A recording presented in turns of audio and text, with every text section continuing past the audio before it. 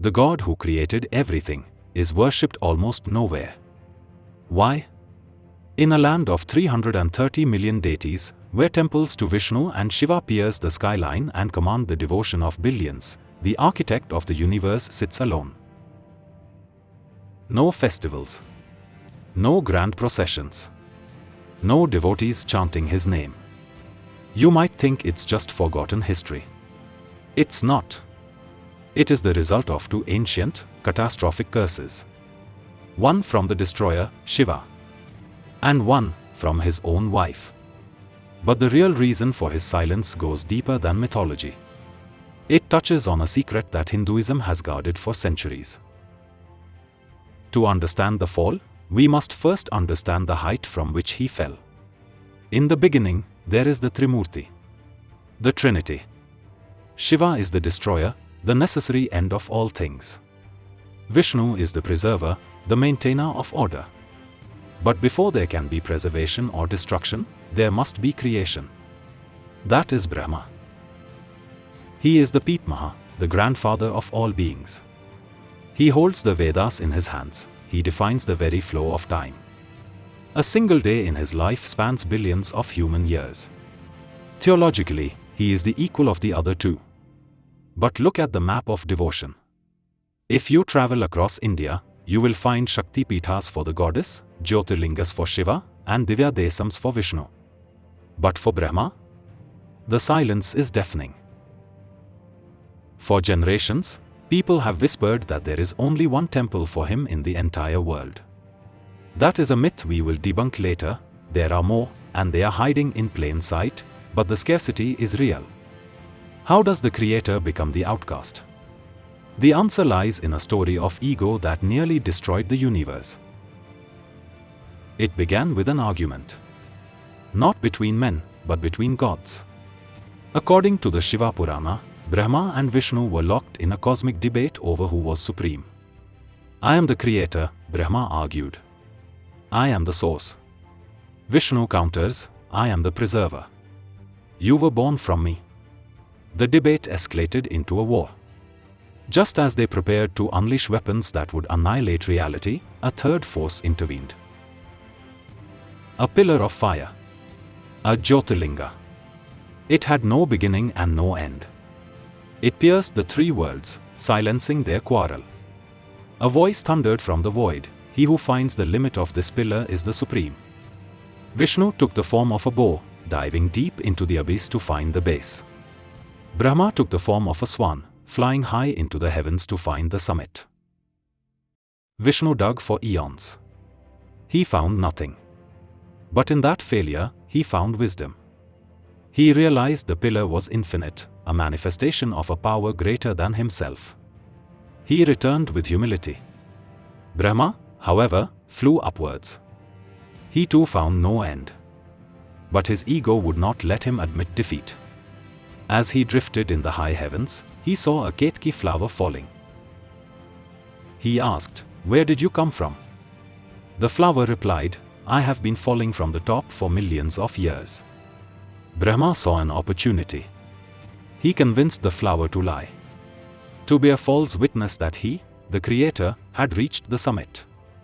They returned to the meeting point. Vishnu admitted he could not find the bottom. But Brahma stood tall and lied. "I found the top," he claimed. And the flower echoed his deceit. The lie shattered the cosmic order. Shiva burst forth from the pillar, not as the meditator, but as Bhairava, the terrifying aspect of justice. He knew the truth. In a flash of divine rage, Bhairava's fingernail severed Brahma's fifth head, the head that had spoken the lie. And then came the sentence. "You sought worship through deception," Shiva roared. "Therefore, you shall have none. No temple shall be built for you. No devotee shall chant your name." But this wasn't Brahma's only mistake. The curse gets darker. If the first curse stripped him of his divinity, the second stripped him of his home. This story takes us to the desert sands of Rajasthan, to the sacred lake of Pushkar. The Padma Purana tells us that Brahma was preparing a great yagya, a fire sacrifice to bless the earth. But cosmic law dictates that a man cannot perform a sacred rite without his wife by his side. Brahma needed Savitri, his consort. But Savitri was late. The auspicious moment, the Muhurta, was slipping away. If they missed it, the ritual would fail. In a moment of impatience, or perhaps arrogance, Brahma made a choice that would cost him everything. He ordered the gods to find him a substitute. They brought Gayatri, a local milkmaid. Brahma purified her, married her on the spot, and sat her down for the ritual. And then Savitri arrived. Imagine the scene. The goddess of wisdom walks in to find her husband sitting with another woman in her sacred place. Her humiliation turned into a fury that shook the heavens. She didn't just yell. She cursed. She cursed everyone. She cursed the priests to be poor. She cursed Vishnu to suffer separation from his own wife in his next life, a curse that would shape the Ramayana. And for Brahma, her words were final. You betrayed your station for the sake of a ritual. Therefore, you will be worshipped nowhere on this earth, except here. Except here. That distinct loophole brings us to a shocking reality. You've been told there is only one Brahma temple in the world. That is the most common myth in Hinduism. That is not true. While the curse decimated his worship, it did not eradicate it. The Creator is stubborn. If you know where to look, you can find the remnants of his empire. Let's look at the map again. In Gujarat, there is the 11th century temple at Khed Brahma. In Asotra, Rajasthan, the Rajpurohit community built a massive temple to him, defying the taboo. In the deep south, in Tamil Nadu, stands the Brahmapurishvara temple. In Kerala, the Tirunvaya temple. These aren't hidden ruins. These are active centers of power. In Tirupattur, the legend says Brahma worshipped Shiva to regain his lost creation power. Because he changed his own destiny there, devotees flock to this temple believing Brahma can rewrite their destiny. But here's the twist, even with multiple temples, worship is rare. Why? The real reason isn't mythological. It's philosophical. Mythology is often a code for history. The story of the curse was likely a way to explain a massive shift in Indian religious thought. Think about the role of a creator. Brahma's job is finished. He designed the universe. He set the laws of gravity, karma, and time. He hit the start button. But once the universe is running, what do you need? You need the preserver to help you survive your daily struggles, and the destroyer to help you overcome death. Brahma is the dos otioses, the retired god. He is the grandfather who built the house but no longer runs it. You don't call the architect when your tap leaks, you call the plumber. You worship the gods who are active now. This also mirrors the shift from Vedic times to Puranic times. Brahma was the god of the Vedic fire sacrifice.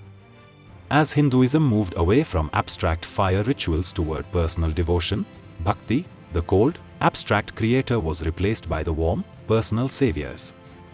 The curse was just the story we told to explain why we stopped calling him. Have you ever visited a Brahma temple? Share your experience in the comments. But there is one place where the fire still burns. We have to go back to the loophole in the curse. Except here. Pushkar remains the defiant capital of the creator. Here, the curse holds no power. The Jagatpita Brahma Mandir stands with a bright red spire. During the Kartik Purnima festival, millions descend on this small town. For a few days every year, the creator is once again the king of gods. Brahma's story is a warning. It tells us that even the creator is not above the laws of truth. It reminds us that intellect and creation are not enough. They must be balanced with humility and preservation. He may be the forgotten God, but he is everywhere. He doesn't need our worship. He made us. Which of the three gods resonates most with your life right now? Creation, preservation, or destruction? Let me know below. And if you want to uncover more lost stories, make sure you subscribe.